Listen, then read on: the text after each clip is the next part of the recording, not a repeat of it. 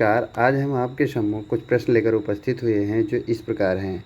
पहला प्रश्न है, निम्नलिखित में से ऐसे कलाकार को पहचानिए जो देश का अग्रणी कवि होने के साथ साथ आधुनिक कला के विकास में अपना महत्वपूर्ण योगदान दिया। हमारे विकल्प हैं, पहला विकल्प है अवनींद्रनाथ टैगोर, दूसरा विकल्प है गगनेंद्र नाथ टैगोर, तीसरा विकल्प है रवींद्रनाथ टैगोर, चौथा विकल्प है छितेंद्रनाथ।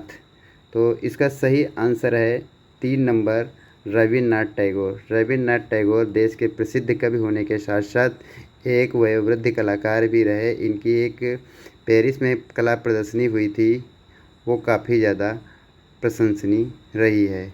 हमारा अगला प्रश्न है, अवनींद्रनाथ ठाकुर की कौन सी कलाकृति भारतीय स्वतंत्रता आंदोलन की चुनौतियों को दर्शाती है। हमारे विकल्प हैं भारत माता, दूसरा विकल्प है अंतिम यात्रा, तीसरा विकल्प है गणेश जर्नी, चौथा विकल्प संख्या है कृष्ण का जन्म।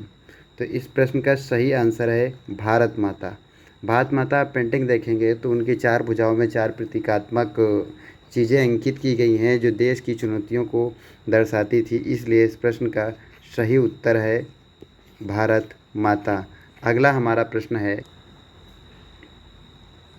प्रभाववाद का नामकरण किस कृति के आधार पर किया गया।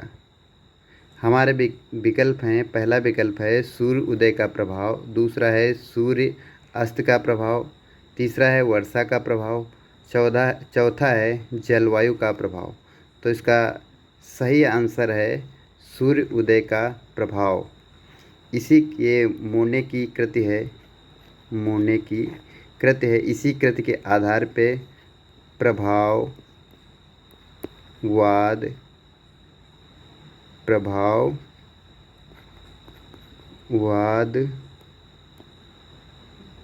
क्या है,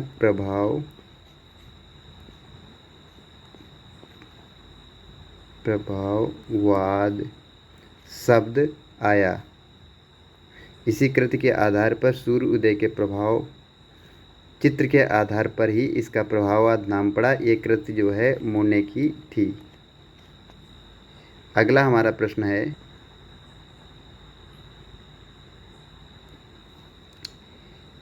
किस कला विधा में प्रसिद्ध कलाकार श्याम शर्मा की विशेषज्ञता है। हमारे विकल्प इस प्रकार हैं, चित्रकला, स्थापत्य कला, छापा कला, मूर्ति कला।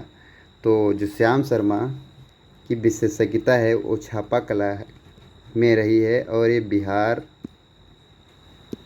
से आते हैं और बिहार के प्रसिद्ध कलाकार भी रहे हैं। इन्होंने बिहार म्यूजियम और ललित कला के लिए विशिष्ट कार्य किए हैं और ये छापा कला के तौर पे जाने जाते हैं और इन्होंने बिहार की लोक कलाओं से संबंधित भी कार्य किए हैं। कौन सी लोक कला। अगला हमारा प्रश्न,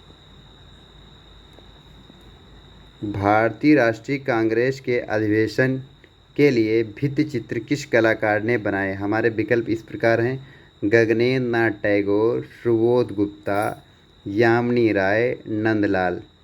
तो नंदलाल ने जो है भारतीय राष्ट्रीय कांग्रेस के अधिवेशनों के लिए भित्ति चित्र बनाए थे।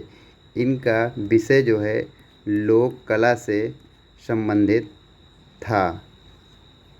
सुबोध गुप्ता इंस्टॉलेशन आर्ट के लिए जाने जाते हैं, यामिनी राय भी लोक कलाओं के लिए जाने जाते हैं, गगनेंद्र नाथ आधुनिक कलाओं के लिए विशेष तौर पे जाने जाते हैं और ये लिथो में इन्होंने काम भी किया था।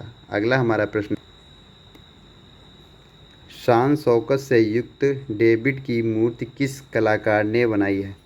हमारे विकल्प इस प्रकार हैं, वेरेचियो, बोत्तिचेल्ली, फ्रांसेस्का उस्चेलो, पाओलो उस्चेलो।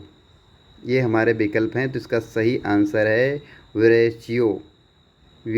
विरोचियो ने जो है मूर्तिशिल्प बनाई थी।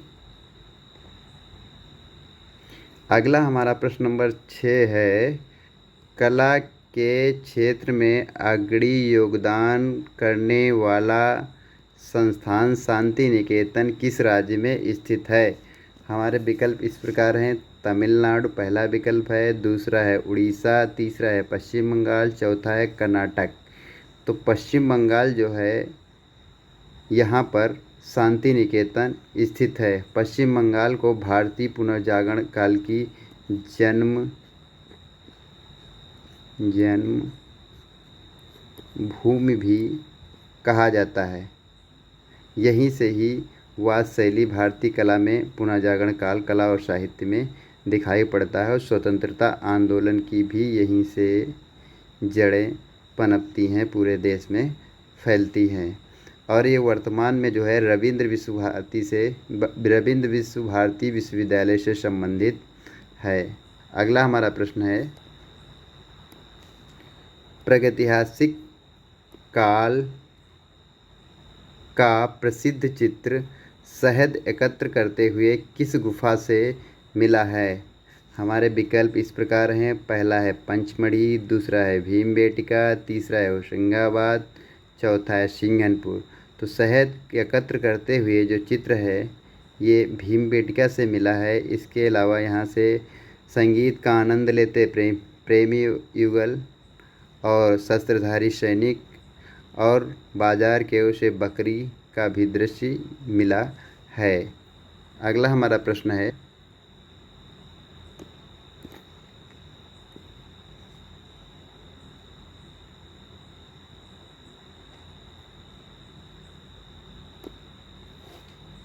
चारु और कारु नाम से कलाओं का किस ग्रंथ में वर्णन हुआ है या वर्णित किया गया है?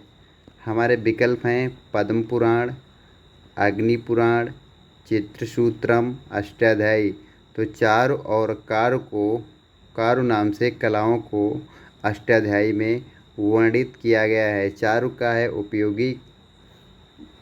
का ललित कलाओं से संबंधित है और कारु को औद्योगिक कलाओं के रूप में जाना गया है। अगला और अंतिम प्रश्न हमारा